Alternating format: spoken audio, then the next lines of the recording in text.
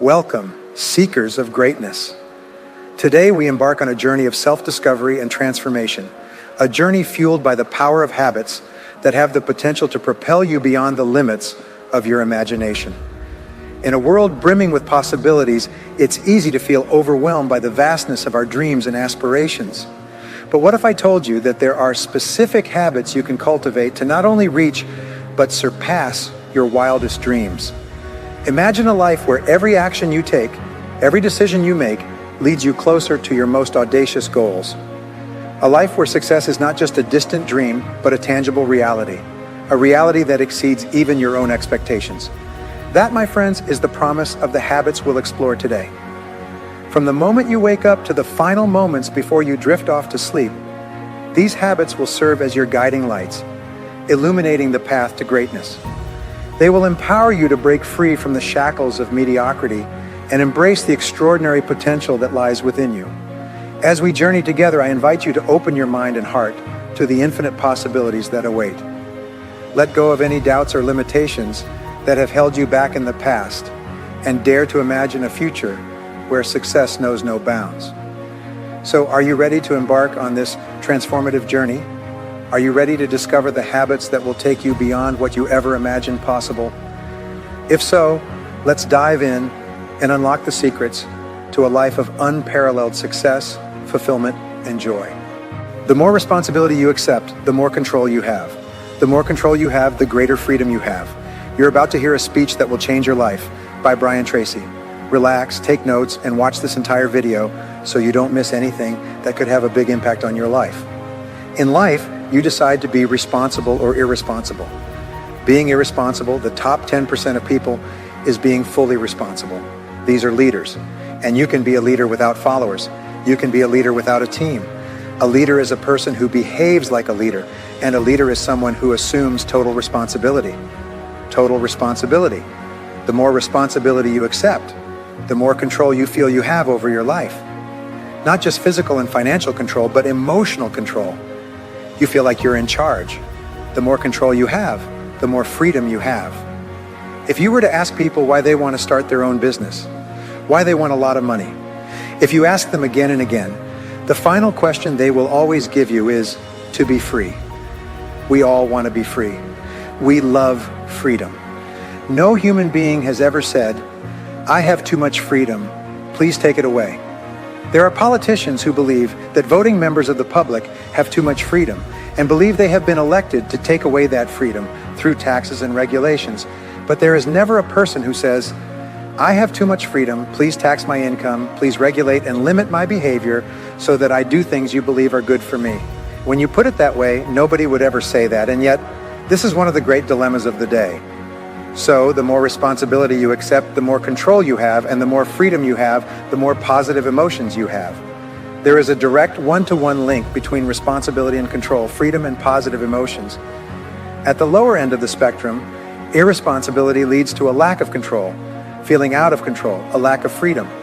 You feel controlled by other people, and you have negative emotions. I spent hours and several years of my youth studying the concept of negative emotions. This is one of the most important work ever done, based on people from all over the world, because the only thing standing between you and a fabulous life are negative emotions, fear, and negative emotions. If you don't have negative emotions, since nature abhors a vacuum, what will your mind be filled with? If you don't have negative emotions, the mind doesn't stay empty. What will fill it? It will be filled with positive emotions, love, happiness, joy, and exhilaration. The big business of life is to eliminate negative emotions. And eliminating negative emotions is the key to unlocking the power of your subconscious and superconscious mind. How do we do it? Well, I found out how, and it works like a dam. We say here the trick of negative emotions. Now, this is my creation, the tree of negative emotions. It's something I designed. And in the tree of negative emotions, what you have here, and then you have the trunk, and then you have the root system. Here's the ground. In the tree of negative emotions, the fruits of the tree of negative emotions grow, which are anger, fear, doubt, and then there's envy, the green-eyed monster. Then there's envy. You know, envy is the main motivating force behind most modern politics. Those who have less envy, those who have more, and vote for people who promise to take it away. And then there's its twin sister, resentment. Oh, envy and resentment go hand in hand, arm in arm.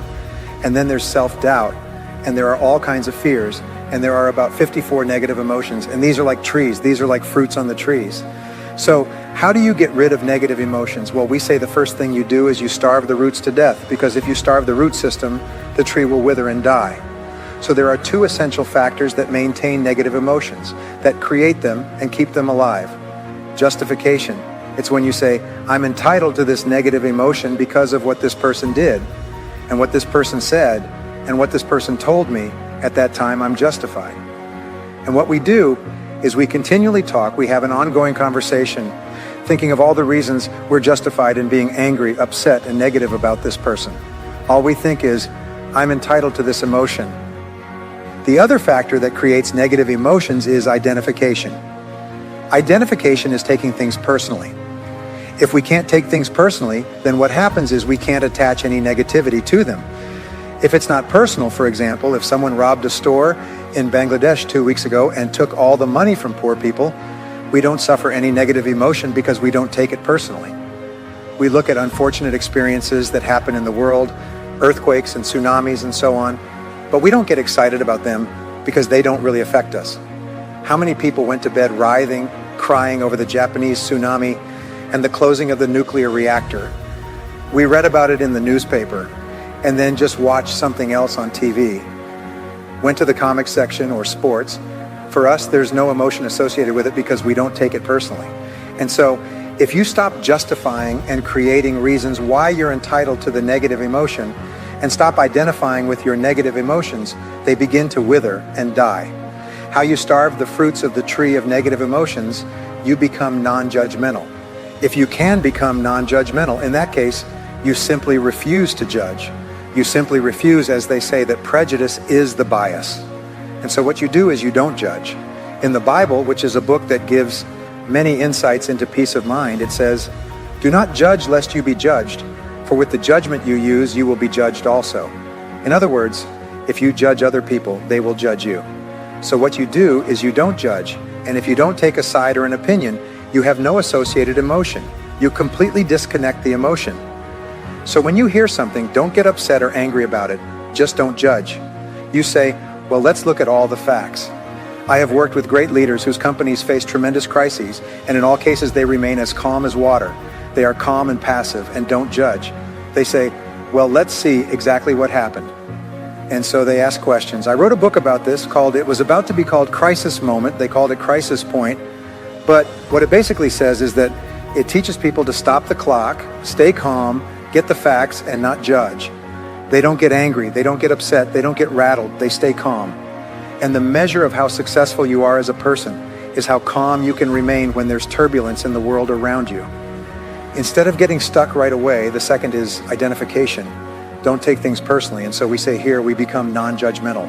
And secondly, we disidentify. Bonding is non-bonding.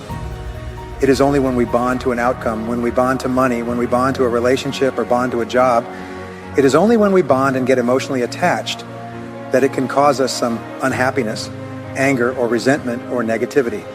That's why it's so important to step back and emotionally detach from it so as not to get upset about it and say, well, it's just like thinking about things that happened in the past. We say, well, things just happen, as simple as that. Things just happen. And you say things just happen, well, this happened. Yes, things happen. You know, the old rhyme with what happens, yes, things happen. And if you can say that, then you stay calm. Now, here's an interesting point. Calmness is what leads to peace of mind. Calmness is also coextensive with self-esteem, confidence, effectiveness, and creativity. When you emotionally engage in anything, all your higher creative mental powers are shut off and you go back to fight or flight. Your limbic system, fear, anger, and so on. As long as you emotionally engage, you can't think clearly. There's a line from Francis Bacon that says, "It makes a man not able to be true to his own ends in any way." In other words, we get so excited about it that the key is to stay calm. That's why they say, take a deep breath, count to 10, stay calm, detach, get the facts, don't get upset, don't get involved. Well, that's how negative emotions are eliminated. You'll find that people who don't have negative emotions are much calmer and more positive than others. However, there's something even better, and that's that the key to getting rid of negative emotions is to cut the trunk of the tree, which is blame. Blame is at the root of 99% of negative emotions. If we remove blame, we cut the tree. And it's almost as if these negative emotions were lights on a Christmas tree, and the Christmas tree is plugged into the wall. If you unplug one light from the Christmas tree from the wall, what happens to all the lights simultaneously? They all go out. And when you stop blaming, all your negative emotions stop. And as long as you're not blaming, your negative emotions stop. You have no negative emotions, and at that moment your mind begins to fill with positive emotions. So, how do we stop blaming? Well, this is so simple and so powerful that it literally is life-changing for me. I still have to use it every day because your life is full of difficult people and unexpected setbacks. Of course it is. So the only question is not what happens. You can't change that. You can change how you respond, your responsibility. So nothing and no one makes you angry. There's no anger or negativity in a situation by itself. It has no emotion attached, no more than a rock. Any emotion in a situation is emotion that you put into that situation by the way you interpret it for yourself, by the way you justify, identify, or blame. So, by removing blame and negative emotions, remove them using the law of substitution. The law of substitution says, replace the thought of blame with this affirmation, I am responsible. Now this seems so simple, and yet I still think about it and use it every day. It is impossible to blame and accept responsibility at the same time.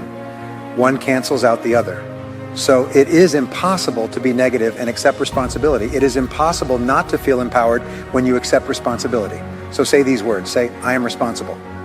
Now, I want you to think of any negative experience in your life that still causes you anger, sadness, or unhappiness, and simply say instead, I am responsible.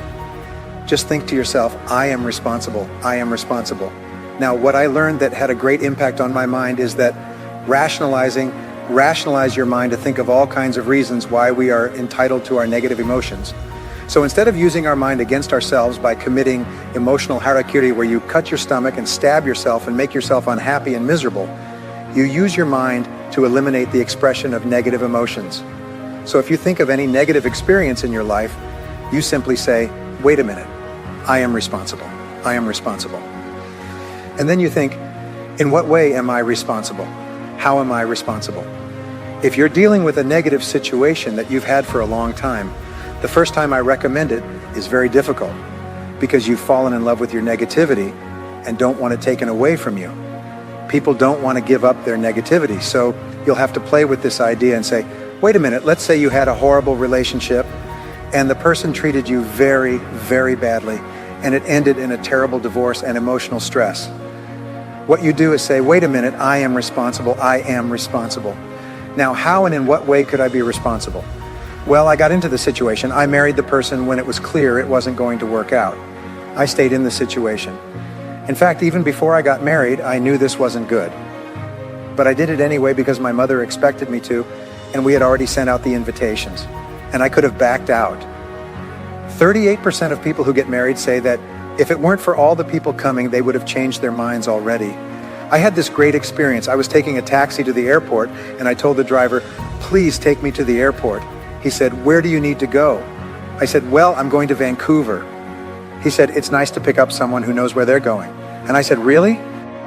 Last night I had a passenger who was very interesting. This woman called me to come to her house and pick her up, but I was supposed to go through the back alley and wait, and the passenger would come out. So I drove, found the address, and there were cars up and down on both sides of the street, lights on, a big party in full swing, and people everywhere having fun.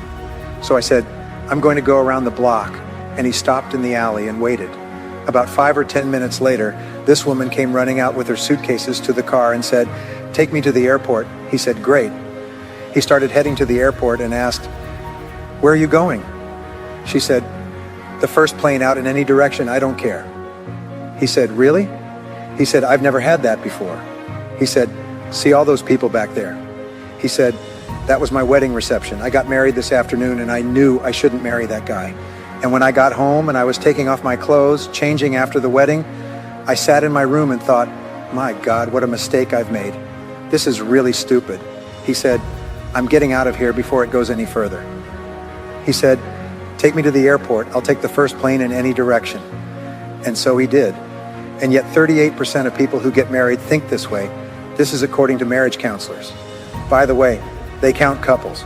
They find that around 38% on average, based on a study of 100,000 counseled couples, decide not to get married. My point is this: if you had a bad business deal, who got you into it? You did it to yourself. You made the decision. You made the choice yourself. You had some doubts, but you went ahead or didn't get enough information. In other words, use this brilliant mind of yours to think of all the reasons why you are responsible. And when you do that, you'll find that negativity begins to disappear and you stop being negative about the other person. You say, I'm an adult. I made some bad decisions. Now that was really dumb. And then you start telling yourself, that was a dumb decision. I was really stupid to do that. If I had researched more or had thought about it or had listened to my intuition, and so on. Now you're using your mind to keep yourself calm, positive, and clear. And you keep saying, hey, I am responsible. I am responsible. And as you say, I am responsible, you pull the plug of the negative emotions tree and all your negative emotions stop. This applies, by the way, to a negative situation in your life that still makes you angry when you think about it. If you apply this, within a few days, every time that memory arises, you'll cancel it by saying, wait a minute, I am responsible. In a few days, it will stop arising and eventually fade away and vanish. And you'll say, you know, I haven't thought about that situation for 2 or 3 weeks. And when it comes up, you just brush it off. Like in the game of Wakamo, you just brush it off and you say, wait a minute, I am responsible. And it stops again. And soon it disappears forever. And as we come to the end of our journey, let us pause to reflect on the profound impact of the habits we've explored today. From the moment we set out, we embarked on a quest to uncover the keys to unlocking our fullest potential, to go beyond what we ever dared to imagine. Now, armed with the knowledge and wisdom gained along the way, we stand on the precipice of greatness, ready to seize the opportunities that await us. The habits we've uncovered are not mere routines, but powerful tools that have the potential to transform our lives in ways we never thought possible. As we bid farewell to this journey, let us carry with us the unwavering belief that we are capable of achieving greatness. Let us embrace these habits with open arms, knowing that they will guide us towards a future filled with success, fulfillment, and joy. But our journey does not end here. It is merely the beginning of a new chapter, one filled with endless possibilities and boundless opportunities. So as we part ways, I urge you to continue cultivating these habits with diligence and determination. May they serve as beacons of light in the darkest of times, guiding you towards your dreams with unwavering certainty. And may you always remember that the power to go beyond what you imagined lies within you. Thank you for joining me on this extraordinary journey. May your path be filled with abundance, joy, and endless success as you continue to pursue your dreams with passion and purpose.